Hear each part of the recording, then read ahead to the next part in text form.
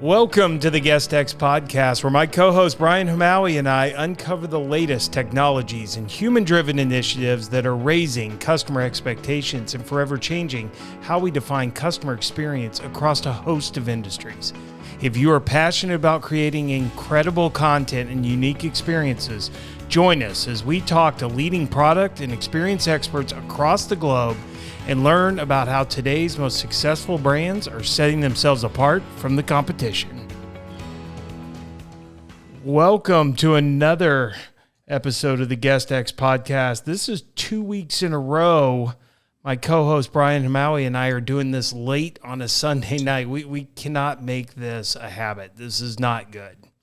No, it's not good. I commend you for going into the office, starting up the Roadcaster, and still being married.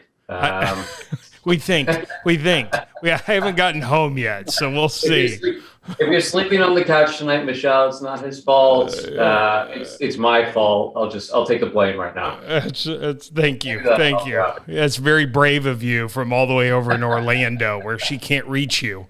I have a spare room. If you need a place to stay, I'm more than happy to host you. Thank you. Before we get into this week's episode, though, I would say this week we actually have a good excuse because we have been busy, and I don't want to put a downer on tonight's show because I think tonight's show is going to be some really cool topics, and I've got a lot of respect and admiration for our guest tonight. But over the past week, a number of the podcasts at Hospitality FM and a lot of people in the industry have been working a lot of extra hours outside of their typical day jobs, trying to raise money for the Ukrainian humanitarian crisis. And I think the week just really got away from you and I between our normal jobs and everything, especially you and Will and everybody, what you guys have been doing. But it's pretty incredible, Brian. This last week's been, it's been pretty cool in the grand scheme of things. I've been working with you and Will and Tom Kenyon to put together this platform really and try to rally up the troops because, for a cause. And I think it's something that has been needed inside of the industry. I think Airbnb does such a phenomenal job of being able to raise awareness, raise funds, and give back to communities. But as we looked at the platform, Airbnb does it with Airbnb and Airbnb hosts. One thing that has been lacking since I can remember is us as a community all together. And I think that that's really the message behind rentalstorescue.com is this platform is put together by a few individuals inside of the industry. It's not about us at all. So it serves its purpose to be agnostic, but on behalf of our community in general. So whether you're a property manager, a pool contractor, a cleaner, it doesn't matter. It's just a way for us to be able to support things that happen in the world. And I think the war in the Ukraine is the beginning of something that's going to be really, really good for our industry when it comes to giving back. Very cool. And what, like $11,000-$12,000 already in the first 5 days.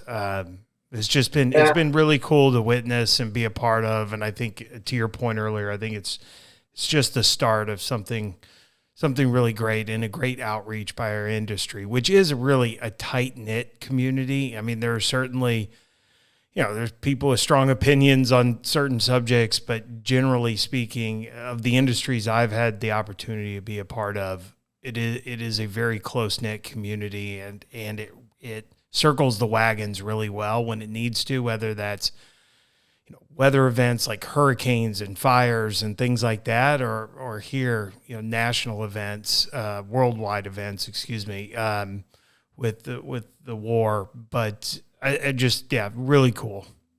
I am totally blown away. I took a step back yesterday. I think we hit $8,000 or $9,000 raised, and it's $8,000. It's a lot of money to a lot of people, and the fact that we were able to do that in a few days spoke volumes of some of the people in our industry. And I think one thing I do want to say is the monetary side of it's really cool. I appreciate the donations equally, though. I think getting the word out and just sharing. So if you can donate $1, $5, $20, $2,000, or just share the link with your family and friends and your coworkers, equally as valuable for us. Awesome. Well, we are going to, and I know you're trying to rally a bunch of our fellow podcasters to maybe do a couple of cool events around rentals to rescue. But in the meantime, we're going to take this week, get back to a little bit of guest experience. And so why don't you let our listeners today give them a little bit of background on today's guest. Today's guest is really cool. I have the pleasure of I've worked with him for a few years now. He is pivotal in the development of a lot of the product that's happened in our industry. Some of the large, our most significant marketing and product development has come from the designs of this gentleman. So Tom Kenyon is joining us on today's program. Tom has been in our industry since 2001. He served the luxury and real estate as well as the travel market through his marketing agency. He also joined BlueTent Technologies as a VP of product about 10 years ago and is now the acting product experience lead for Inhabit IQ's vacation brands division. So I call him TK. Welcome to the show. Yes. Yeah, we do use the initials, but we somehow Brian, I don't know how Brian got away from that. So you're not known as BH, and I have no idea how you got in and out of the company only known as BH, or not known as BH. It's actually pretty funny because Tom used to sit, I think it was directly in front of me, and I'd pester him from the back. So it was me. It was 3 cubicles. Basically, we had Braden, then it was me in the middle, and then we had Tom, and I just poke Tom and I'd be like, Tom, let's do this, let's do that, let's get some product up and running. And Tom had a million products up in the air. But I'm actually really excited to have you on the show today, Tom, because your experience with some of the developments that you've done, some of the design work and product work that you've done, has really improved our industry a hell of a lot. I think a lot of us take for granted how much influence BlueTent and some of the products that came out of that company had on the professional managers and the direction that we took. And a lot of it came from your ideations and your work. So to get started though, I think it's really important for our guests to really tell us what their thoughts are behind guest experience. In define guest experience. Well, you could give me a little heads up on that, call. I think when I think of guest experience, I think of every single interaction a guest has with your company or your product or your service, and the destination that you have helped deliver to them. So I think it's, when you're talking about a guest experience, people might think about the moment they check in until they check out. But I'm thinking about it from the standpoint of when they might hit your website, when they start interacting with the tools on your website, some of the vacation planning tools on your website. Can they, easily compare properties? Do they have confidence in what they're doing? Do they feel it's a professional business? It's a business that'll be there if something goes wrong. All these little interactions that take place the moment that customer comes into your ecosystem, to me, is guest experience at a much higher level. When it comes to the actual, obviously the actual vacation, there's obviously much more tangible moments where guest experience comes into play that we're all much more familiar with. But I look at it from a standpoint of it takes place immediately the moment the customer starts interacting with your brand. And you said it right there at the end, I think, TK, with ultimately, then it really is guest experience is brand, and brand is guest experience because it is now so holistic from the time you first land on, to your point, land on someone's website, right, till the time you begin thinking about where you might want to go vacation again. If that's all guest experience, then effectively guest experience is the brand. The vacation rental industry is interesting when you talk about brand, because I remember when I first got in this industry, having come from restaurants, I would hear people talk about brand, and my initial reaction was, well, you really don't have a brand. But then I came to realize they actually have a really strong brand, most of the ones I'd been talking to, but it was to that for everyone who came to that market, that destination, and that was a regular stop for their vacations, they knew XYZ brand. And coming from restaurants, you thought brand, you thought McDonald's, Chick-fil-A, right? I mean, the large national brands. Where do you think we are now, fast forward to today, where we do have some really large national players? We've got some national players that aren't as big, right? So you could start at the top with like Vacasa, but you've also got V-Trips, you've got Natural Retreats, so we're starting to see more brands that are national, but where do you think we are as an industry with branding and our operators as compared to maybe, say, hotels or other types of lodging? Yeah, I think there's been a lot of maturing over the last, I've seen it over the last 10 years in particular, but it's really accelerated since there's been such growing competition, right? I think in this industry, we've been in a state where we've had consistent repeat business, almost generation after generation. We've had very limited inventory, limited competition. A lot of the business world, like especially in the hospitality space, was really putting their attention on hotels, and they weren't looking towards vacation rentals. And we saw the transition. We saw Airbnb go from a puffy cloud logo to defining what Airbnb means today, and they invested tremendously in their brand. And then Vrbo was quick to react the best they could on their brand and so forth. So we've seen a maturity really starting to accelerate. And one of the main reasons for this is brand really is how you compete for guests, how you increase your margins. In an industry where if you're not really investing in your brand, you're really just hoping you have the scale of inventory, you have the efficiencies in other places to continue to thrive for leaner margins. But you see brands like the large brands investing heavily in their own story, and you see smaller brands starting to understand that plays a major role in them getting that lifetime guest, getting that return guest, because it's not going to be inventory and pricing. Inventory and pricing, especially if your guests are booking the first time on global channels, if you don't have a strong brand, you don't really have a seat at the table at that moment in time. So if it's about inventory and price, you're not going to get repeat customers unless you just happen to have that availability and that price at that time. And so investing in your brand allows people to have those repeat guests, have that lifelong guest connection. So, no matter how that first booking comes through, we see a lot more companies understanding that they can no longer rely on the fact that that family was going to book with us every single year.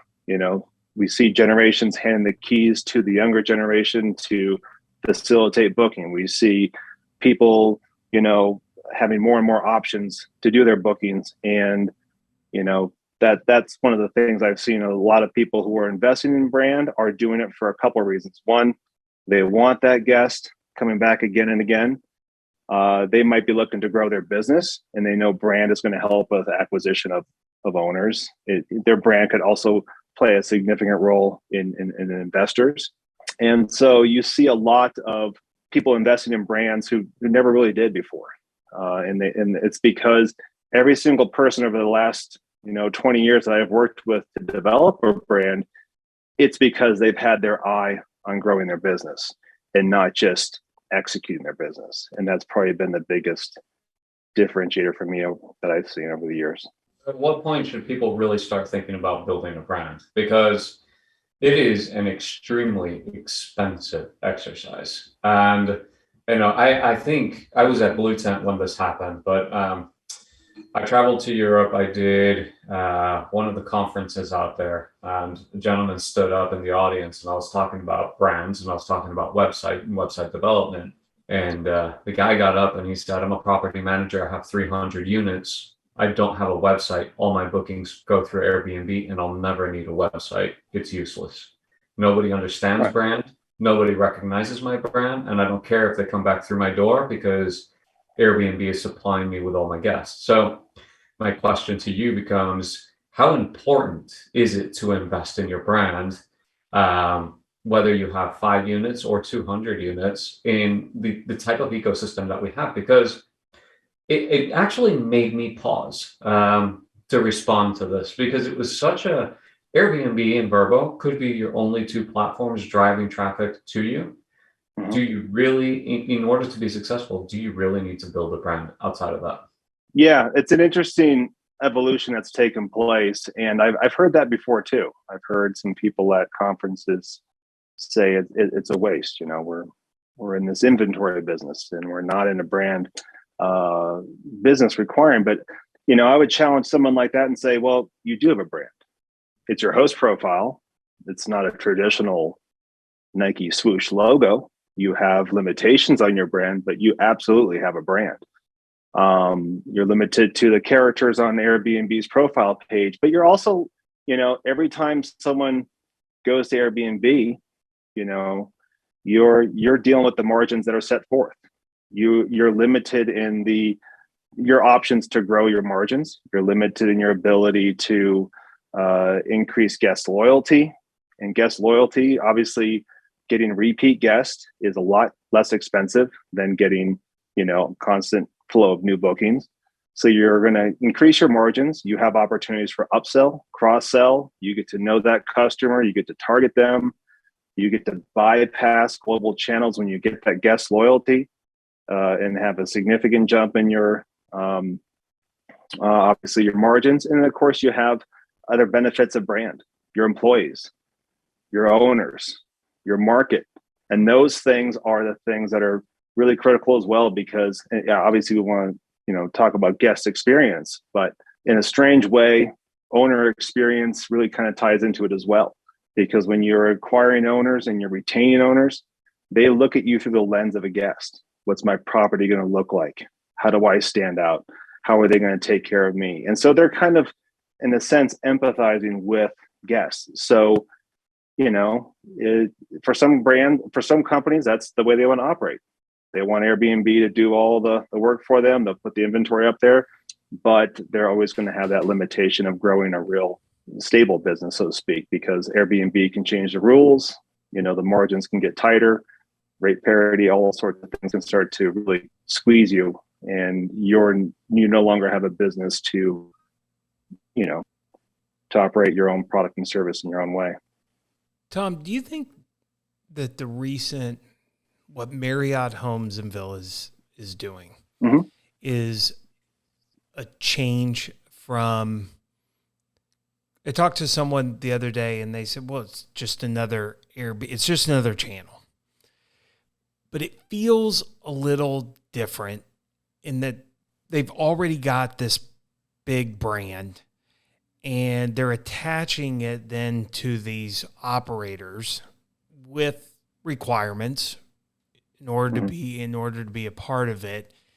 Is it different? Are we seeing, is there a shift where maybe there's this soft brand that these operators are going to be a part of or align themselves with in a way that is different than the OTAs? Or do you think that this is kind of a one-off, that there's not a lot of groups other than Marriott who could really pull this off? What are we looking at there? Because I do think it's impacting brand once again a little bit.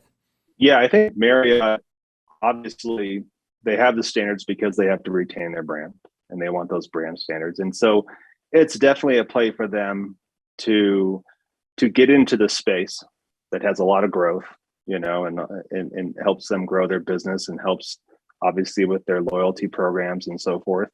But it's a really interesting piece because you have Marriott, you have the brand and all the expectations that come with the Marriott. How much of that can they deliver within this fractured operator ecosystem, even with the standards? But I think that's something that is a really fascinating thing, because customers go in there, that they would be, I'm a Marriott traveler. This is who I am. This is my story. And that's what brands are, essentially. They're stories, right? And when someone goes there, they're not thinking of the operator, of course. We all know operationally what's happening. But in their mind, they're going to a Marriott vacation rental in their mind. It's their expectation, their experience, and who they are. It's who they are as a traveler. They're a Marriott traveler. And they've invested maybe in the loyalty program heavily, or, want to gain the benefits of that. And you've seen Airbnb doing that before, of course, with, I think it was initially called Lux and might have gone to Beyond. I can't remember the exact sequence there when they acquired, was it Luxury Retreats? Yeah. And, you've seen, Inspirato and these other, you've seen lots of brands. I've worked with those folks in the past, and some other luxury brands who've had that kind of, controlled inventory or inventory type. So that kind of brand partnership, if you will, when you're talking about a property manager who's got properties that meet the standard of Airbnb Beyond, or meet the standard of Marriott, that definitely plays a role in bringing people to you. And if you have the brand to facilitate that guest relationship, and not just the inventory to facilitate that guest relationship, meaning when they book with Marriott, but they come on property and they see your brand and it captures the essence of the destination, and you have, the signage on the property, you have the slight sophisticated touches of a hotelification of, your brand on, mugs, and maybe some, a sticker, for example. One of the things I always tell people not to get too sidetracked is, when I'm working on a brand with them, is, will somebody go back to Chicago, go back to LA or Charleston or wherever they go back to? Will they put a sticker of your logo on their SUV, on their Tesla, right? Because their vehicle is their canvas, so to speak, of their story, of who they are. And are they going to come home and put that there? And if it, that tends to be the way, like, can your brand travel? Because you can't be there all the time to tell people why you're different, why you're better, why you meet these standards. And that's one of the things I always go through with people is, at the conclusion of this process, someone's going to want that sticker. They're going to want that tote bag with your logo printed on it. They're going to want to sneak a mug off the property with your logo, because it reminds them of the trip and the destination, and you've captured that essence there. And it's very similar to, like, the Marriotts and the luxury brands, they're trying to kind of evoke that same kind of quality, and you're trying to evoke the destination quality, which is the thing that the Marriotts and the Airbnbs can't do. And that's probably one of the biggest unique aspects of property managers, is they have the ability to really build their brand around destination and not have to be so regional, so global, so national, that they forego what's the most emotional and most impactful aspect of travel, of course. But I definitely see, professional managers finding those brands that their inventory meets the standards, and those, and then, of course, pairing themselves with those, and how they leverage that. It's going to be probably the biggest differentiator. Are they letting everyone know, their owners and their guests, that they're Marriott approved, or seeing value from that? It's a very interesting ecosystem of Marriott. I think so too. I think it's a very challenging ecosystem, because with the world of Marriott, do you dilute your brand, or do you just get rid of your brand when a guest walks through that door? And then as soon as the guest checks out, do you repurpose your brand almost for the next guest that's coming in? And it is such and when you start to think about it, it goes down to the messaging. Like, how do you control, one thing is to control the inventory and the quality of the inventory, but the messaging, a guest gets a reservation through Marriott. To what extent do property managers need to start messaging as Marriott? How far do you take that inside of the home? Can you present your TVs with Marriott brands? And then as soon as they check out, it switches over to X, Y, and Z brand. Because I hope not. but that ultimately is what Marriott needs to do, right? To be able to control the quality of the home and the messaging to the guest. Otherwise, you start having confused brands.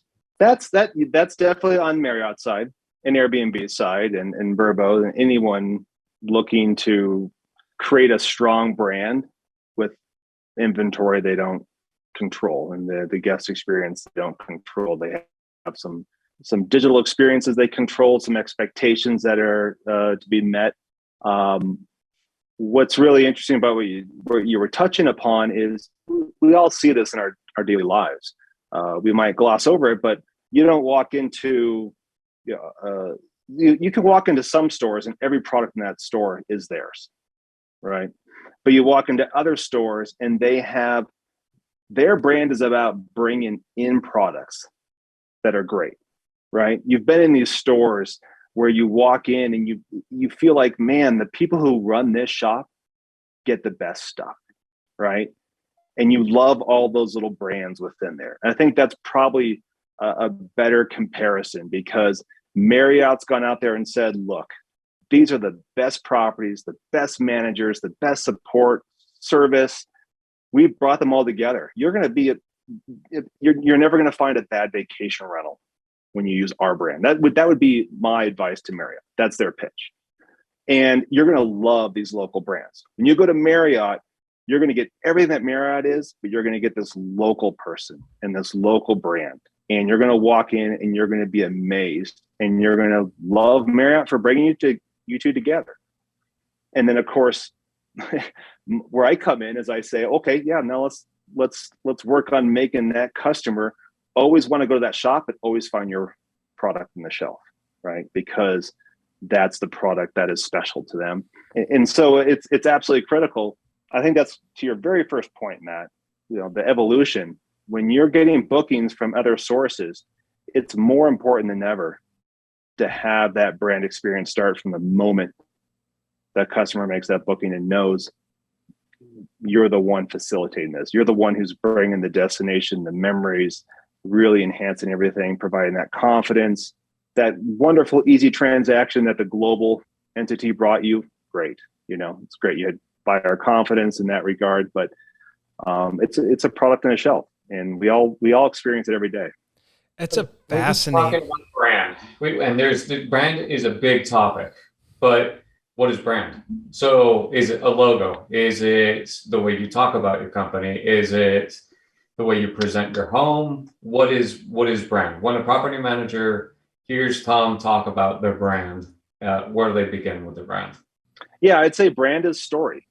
It's your story, right? And, what makes a brand successful is when everyone's telling the same story, right? If you imagine it as the owners have crafted the story, and your employees, if you asked each one of them, they would recite the same story. Your guests who have stayed with you would say the same story. Your owners. And so brand really is that kind of unifying story that you're trying to tell, and you're trying to tell it consistently every single time. And so we kind of get caught up in a little bit of the tactical aspects of the brand, right? The logo. And the logo is a great place to start because it's the first place to fail, right? It's if you haven't even done a logo, you don't have a story. You didn't give it that attention, and it shows. It shows that, what am I supposed to think of you? If I have 5 minutes with every CEO of every company, I get the great brand experience. But the CEO can't be around for 100 people or 5,000 people or 10,000 people, right? So the brand has to do the job of that passionate storyteller for your company, no matter where that person interacts with it. And so logo, when we focus on logo, what we're really focusing on is that logo professional? Does it capture the essence of your product? And I don't mean, when I say product, a house or a condo, of course, right? That's one of the big misconceptions we see is you're not selling homes. You're not selling condos. You're not selling villas. You're selling destination. And your logo needs to capture that destination. That's your unique value proposition. You have something that no one else does, so to speak. You're the one who helps facilitate this tremendous emotional positive experience that your customers are going to go through. And so the logo needs to capture that. It needs to be professional. It needs to be refined and executed at a very high level. And that all translates into your company. And then, of course, when we talk about logo, if it's executed professionally, that means you can embroider it on linens on property. You can stamp it into some material for a sign for properties. You can have it on mugs printed. You can have it on employee apparel. You can have it on takeaways for the guests, like stickers and other gift items. You can have it printed. You can have it stamped. And it's consistent every time. What I see as a major failure is when someone's logo doesn't facilitate that and no longer meets those criteria of that consistent storytelling. Now they just use the words over here. Over here, they didn't, really capture those destination colors because they don't really translate on that color, or whatever the case is. So when we're focusing on the logo, we're focusing on, obviously it's a major anchor for the story, but it's also when they're professionally done, like you said at the beginning, Brian, it's an expensive process. It's not a process of drawing a picture. Drawing a picture doesn't, if I drew a picture of a palm tree and a sunset, that's not good enough for a logo for a company in Maui, right? Everyone has a drawing of a palm tree and a sunset. I'm not going to go back to Colorado and tell people about this company and put a sticker on my car when it has just a crude, typical clip art drawing of a sunset and a palm tree. And so that story isn't powerful. That story isn't unique. I don't want to tell stories that aren't unique as a customer who's experiencing your brand. So we do focus on logo because that is one of the most fundamental places to start. But again, it comes down to so many bits and pieces. That consistent tagline, the consistent standards of your logo. I've created some really cool logos over the years, but really the best part is when someone will send back something to me where they have, done little etched glass on their office of their logo. And then they have that same kind of etched glass in another location, or they'll have like a little item on the counter of one of the rentals. It's the exact same reproduction of that. And they have it embroidered in the towels. And then, I've even driven through destinations and I've seen logos wrapped completely around vehicles, following the brand standards. And it just says that company, obviously cares. They have a huge presence. And those are the companies that are most successful. I can say consistently, when brands executed, you see that company really starting to thrive, getting the owners, retaining the owners, and getting those customers to return time and time. It's fascinating. You're probably, you know this topic really well. I mean, how many iterations of Exploree's logos and branding have you guys gone through and invested in? Yeah, no, and it is interesting because at Exploree, we are about, for our partners, it's about promoting their brand, but doing so in a way that allows them to, through the Exploree logo, perhaps also attract people who have had similar type experiences around the destinations and the local tours and attractions, to then attach that same feeling that they may have had at the beach to a place in the mountains that they've never been to. And so it's an interesting position for Exploree because we're trying to build a brand, but we very much see it as a soft brand that's trying to support the story of the brands we put out front. And to that point, I want to go back because I think Tom has said a couple times about destination, right? And I've always contended that the destinations are what will protect, I think, vacation rentals from going the way of hotels with Expedia and being commoditized. It is very difficult to commoditize, one, products that are so unique, but also brands that can own a destination. And when you look at the powerful brands, I believe, in this industry, they're not always the biggest. They're usually the ones, though, who have owned the destination. And so bringing brand to guest experience, when I talk to property managers, I talk about what are you doing to really own this market, to provide a better experience in this market, to provide curated information about this market, because the Airbnbs and the Expedias of the world, not only are they not going to ever take that from you, they can't. They just can't. They can't write code that does it.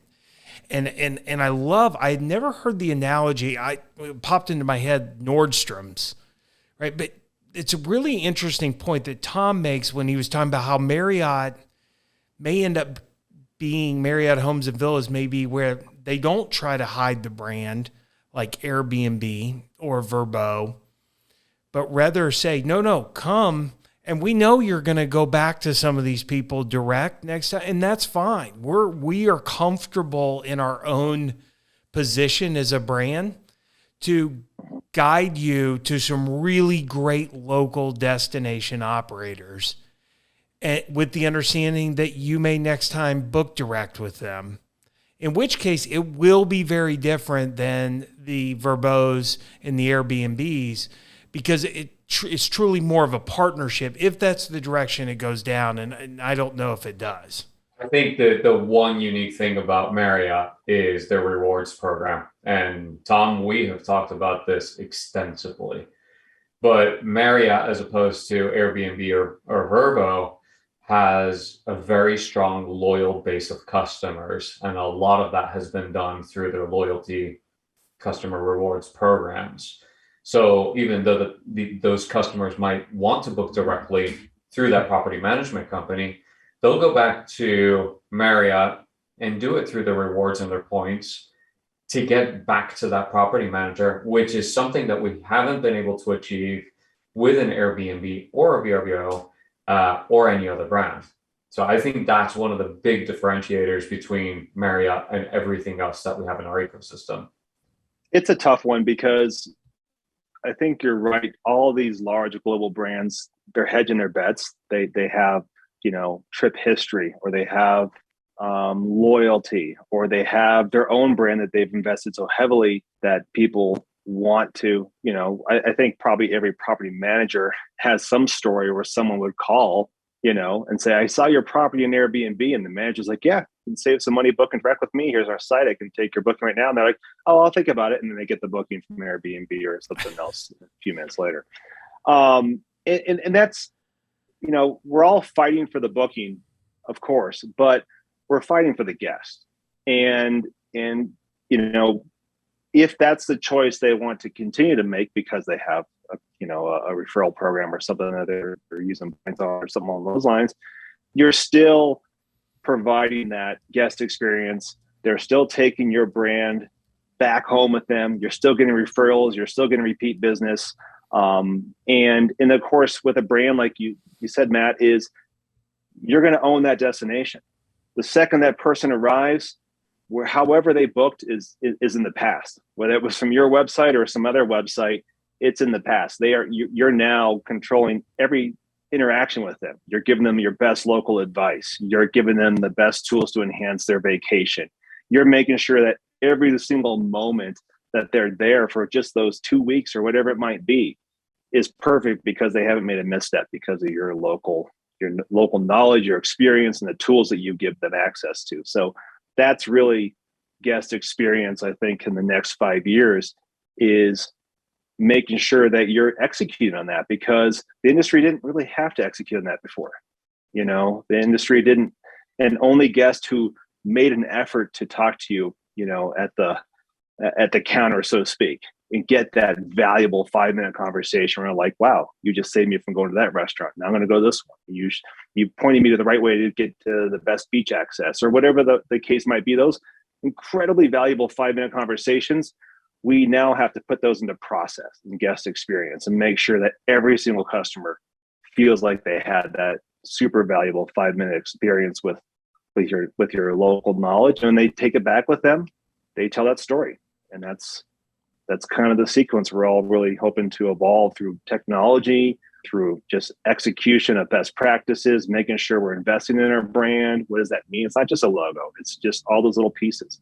Yeah. And I guess that kind of brings it full circle, because as you started the podcast, and if I could paraphrase, I think a little of what you said, which is we used to be operators, and you can still be an operator today. If you just want to operate, right, clean, maintain the homes, operate, you can't, but you need to understand it is going to be expensive, and it's going to keep getting more and more expensive, and the margins are going to get tighter. And without the brand, without the brand around building a guest experience, you will have nothing. You will have nothing to fight against the commoditization of your product, right, because ultimately you're just executing on other people's guests. And that's where I think that there's just some people who are uncomfortable, because to Brian's point, it's really difficult. But I agree with you. I don't know that you really have much of an option unless you are going to just do it at massive scale to be the operator for these groups like Airbnb and Marriott Homes of Ville who don't want to operate. And they don't. They have no interest, right. And that's hard, right?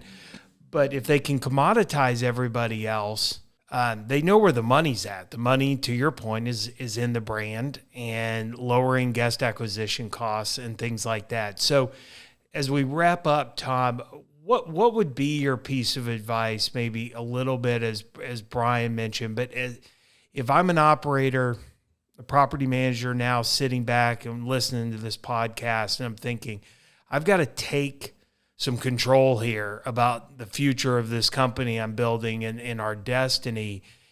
And if they want to do that around brand, what's that starting point for them? You know, the starting point is, I think it is kind of going outside that comfort zone and working with a local professional to review your existing brand and develop a brand. Because that process, at the conclusion of that process, you're going to have that roadmap, you're going to have the tools, and then all you have to do is execute. And that's your wheelhouse, right? Like you know how to execute. You know how to get, people in the units. You know how to get them clean. You know how to have certain touch points where you might want to, embroider this or, vehicle graphics or whatever. But the first step really is local graphic design professionals, because they're going to be able to come in with an eye. They're not going to have that personal bias that you have. We all have assumptions when it's our business. Everyone knows why I'm better. Everyone knows why I'm different. Why would I need to invest? Kind of mentality. We're really flawed in that we can't really understand that that's not is obvious as we might think it is. And so working with a local professional, it's a first step. There's a wide variety of professionals. I've seen very small companies make that investment and really grow in their market. Because I think that's one thing, if you want to take away something from this podcast, is this is one place where there's tremendous opportunity for your business. You're fighting with tooth and nail with everyone else, with owners and limited inventory and rate battles, right? You're trying to show off some of the tools you might have or some of the successes, but you all have the same tools. You all have a website. You all have the same software you can buy into. That's not where the differentiator is. So the brands or the companies, the property managers who invest in brand are going to stand out really quick in some of these markets, and they're going to reap the benefits of that. So reach out to a local professional. They're in every single market, and you get to look at portfolios before you make that engagement. You get to really kind of, have conversations with each of those brands to make sure before you pull trigger, and they'll work within your budget. Design companies don't just say, oh, it's $10,000 just to talk to me. Design companies should be trained to say, well, what is your gross revenue today? This is the percentage of your gross revenue you should be spending on your marketing, and we should go heavy in your branding. And so it's not going to be something where you're going to be paying a huge fee. It's more about the fact that you prioritize it and you invest in it. Great advice. It is great advice. I think I'm going to add something to it. You have to feel good about that creative person that you're working with. Don't just go with a company that looks like they have the largest portfolio in town you have to feel good about the people you're working with, and those will be the people that will perform for you. Yep. Got to find a partner. You sound like damaged goods there, Brian. I've had some more stories. You end up spending a fortune, and then some of the people that really want the work and understand your what you're trying to achieve and the product you're trying to put forward are the ones that can really do it for you. So not necessarily always the biggest brands. It's a partnership. No question. Tom, thank you so much. It's been a fascinating show. I think some people at the end of this will be like, you guys didn't really get around to guest experience, but I would say we talked about the core of guest experience, which is, starting as Tom liked to say, with that story and with that brand, and that encapsulates the guest experience that you're going to be delivering as well. So thank you so much, Tom. I thought it was really fascinating to hear your thoughts. Thanks, TK. Thanks for having me. That's it for this week's episode of GuestX. Be sure to sign up for our email list at guestxpodcast.com. That's guest, the letter X, podcast.com. And follow us on your favorite podcast app so you do not miss our next episode. We are Mr. Guest Experience, Brian Hamaui, and Matthew Loney signing off and reminding you to always create a customer experience worth talking about.